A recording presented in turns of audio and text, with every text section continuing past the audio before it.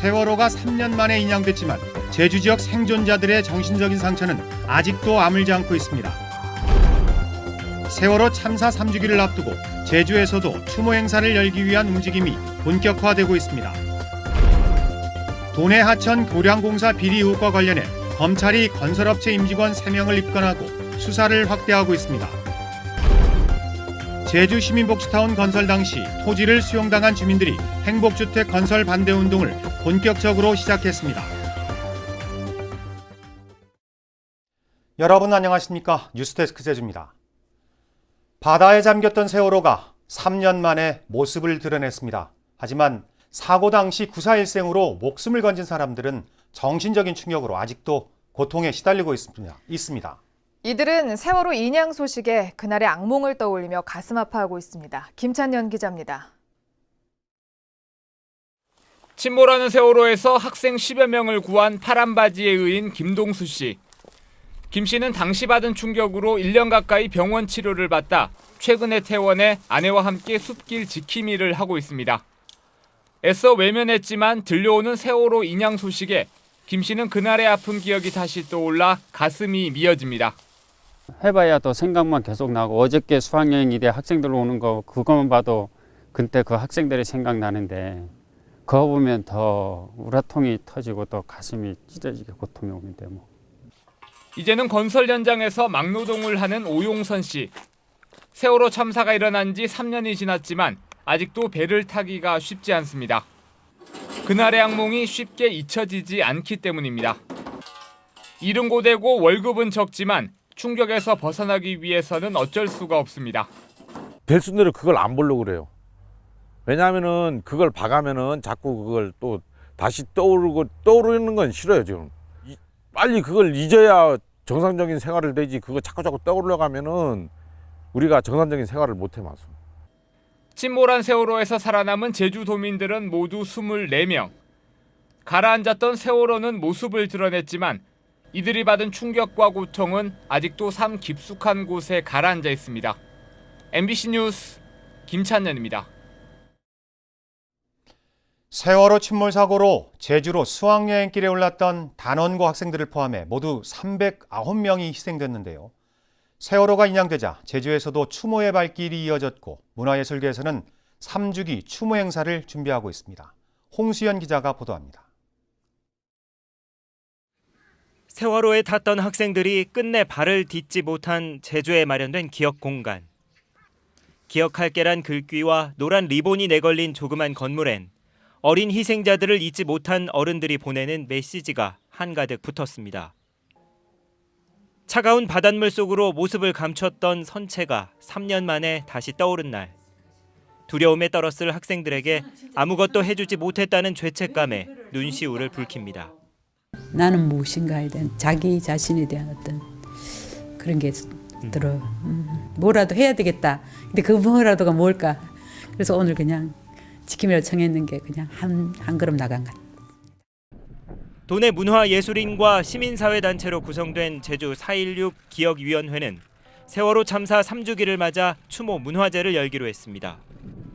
4월꽃 기억이란 제목으로 열리는 문화제에는 추모 설치미술과 기획 전시, 음악 공연이 펼쳐집니다. 두 번 다시 일어나서는 안 되는 사고가 아니라 세월호의 그 참사를 계기로 한국 사회가 거듭날 수 있는 어떤 전환점이 된다면은 이거는 단순한 사고가 아니라 이건 역사일 수 있겠다. 제주 4.16 기억위원회는 3주기 추모 행사를 시작으로 모금 운동을 벌여 제주의 세월호를 기억하는 조형물을 세울 계획입니다. MBC 뉴스 홍수현입니다.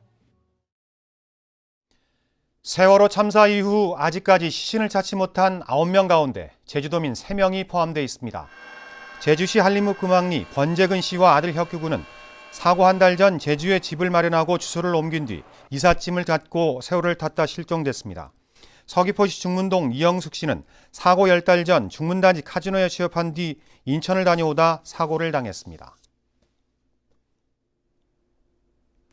도내 하천 교량사업 비리 의혹과 관련해 검찰이 업체 임직원 3명을 입건했습니다. 검찰은 전형적인 토착 비리라며 수사를 확대하겠다고 밝혔습니다. 권혁태 기자가 보도합니다. 부실 시공 의혹이 불거진 교량공사를 맡았던 토목건설 업체입니다.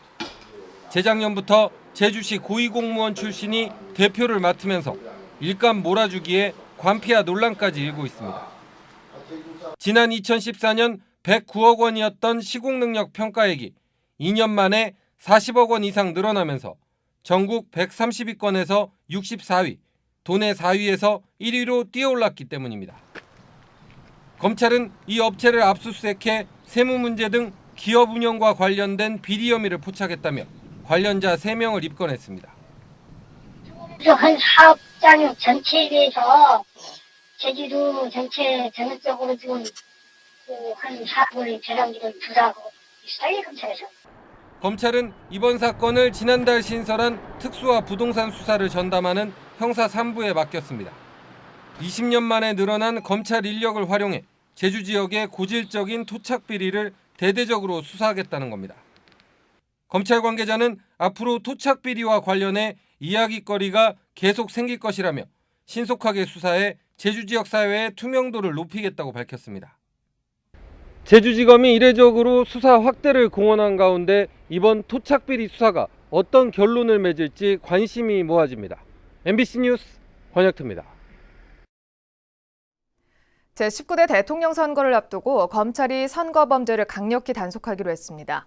제주지방검찰청은 오늘 선관위, 경찰과 함께 대책회의를 열고 흑색 선전과 금품 선거, 여론 조작과 공무원의 선거 개입 행위를 중점 단속하기로 했습니다.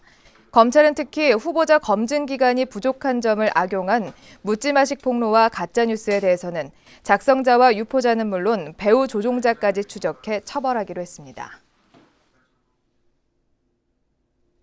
제주 시민복지타운에 들어서는 행복주택을 둘러싼 논란이 좀처럼 가라앉지 않고 있습니다. 과거 이곳에 땅을 팔았던 지역 주민들은 당초 목적대로 공공시설을 지으라며 반대하고 나섰습니다. 박주연 기자입니다. 복지타운 내 임대주택을 절대 반대한다!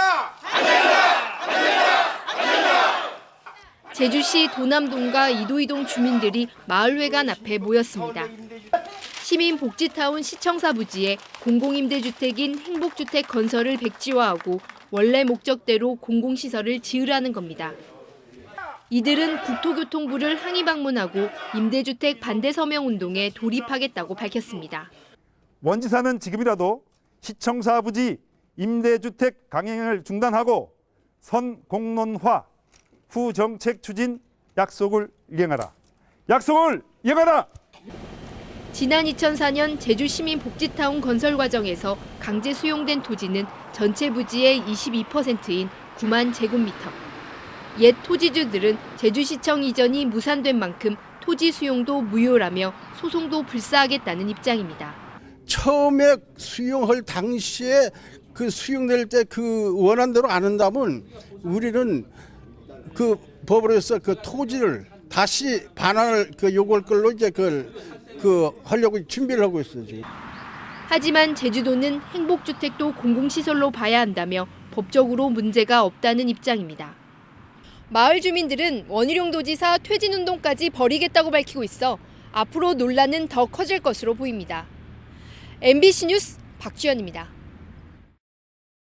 원희룡 제주도지사의 재산이 1년 새 5억 원 이상 늘었습니다. 정부 공직자윤리위원회가 공개한 공직자 재산 변동 신고 내역에 따르면 원희룡 지사의 재산은 16억 2천여만 원으로 부인 명의인 서울 양천구의 아파트를 팔면서 지난해보다 5억 400만 원 증가했습니다. 신관홍 도의회 의장의 재산은 35억 2천여만 원으로 지난해보다 1억 6천만 원 가까이 늘었고 이성문 교육감은 2억 3,200만 원의 재산을 신고했습니다. 국민의당 제주도당은 오늘 제주도의회에서 기자회견을 갖고 중국의 사드 보복에 따른 대책으로 신규 해외 시장 개척을 위한 전세기와 크루즈에 인센티브를 줘야 한다고 밝혔습니다. 국민의당은 인센티브 예산의 70%를 정부가 지원하도록 중앙당에 건의하겠다고 밝혔고 장기적으로 제주도가 항공사와 크루즈 선사를 설립해야 한다고 주장했습니다. 오늘 아침 7시 반쯤 서귀포시 대정읍 운진항에서 승합차가 수심 3m의 바닷속에 빠져 있는 것을 순찰 중이던 해양경찰관이 발견했습니다. 서귀포해경은 항내 수색을 벌여 20여 분 뒤 물 위에 떠 있는 시신을 발견했습니다. 뉴스데스크 제주를 마칩니다. 여러분 고맙습니다.